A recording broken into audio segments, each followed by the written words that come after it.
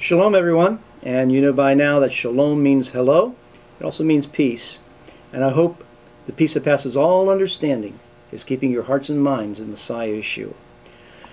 I'm Rabbi Dr. Joseph Rosenfarb, and I'm the Rabbi of Beth Messiah Synagogue of Tidewater here in Norfolk, Virginia. We're at 7130 Granby Street here in Norfolk, 23505 if you want to write us.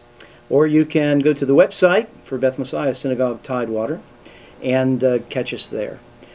Should you have questions, we invite you to leave your questions on the website, and we will get back to you in future videos answering your question so to interact with you a little bit.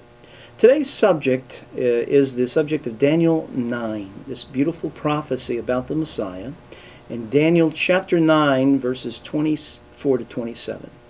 And as a young man, I found this particular scripture, and it enamored me. And I began to investigate what it might mean. One day I found myself at Hebrew Union College in Cincinnati, Ohio, looking up books in the library to really see whether or not I was getting the right interpretation. And I found that by interacting with a rabbinical student there and reading the books, it was found that I was reading the text correctly. Here in Daniel chapter 9, verse 27, Daniel has been in a quandary. The prophecy regarding the exiles from Babylon is coming to an end in terms of the captivity, and Daniel's wondering what's going to happen next. Are the people coming back? They really don't seem to want to come back. And so an angel comes to him and gives him an answer. And part of the answer was that from the commandment to build Jerusalem and restore it, which was 444, 446 under Artaxerxes. We see that in Nehemiah chapter 2. And to the Messiah would be 490 years. And what would happen in those 490 years?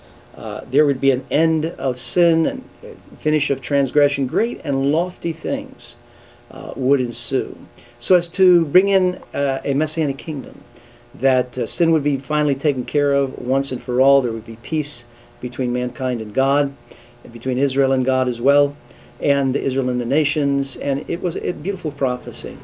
In that prophecy there are some markers, and one of the markers is that the Messiah, the Anointed One, would be cut off, and his disciples would flee. The Hebrew text, Ein Lo, the Ein Lo, indicates that his disciples would not back him. They would flee. That's just what happens in the gospel accounts. Of course, when Yeshua of Nazareth is arrested, the disciples flee. And he would be cut off.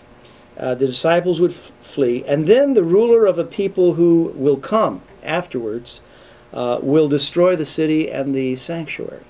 Now this is very significant because it means that the Messiah had to come before the destruction of Jerusalem and the temple. Now that occurred in 70 CE.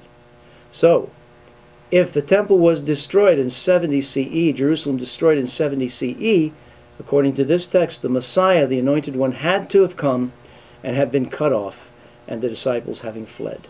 Now, there's only one contender that I can point to that fits this bill, and it's Yeshua of Nazareth. It is the point of the entire Brit Chadasha, the New Testament, and I've come to believe that indeed he fits the bill for being the Messiah. Anyone who comes after 70 CE is just simply too late.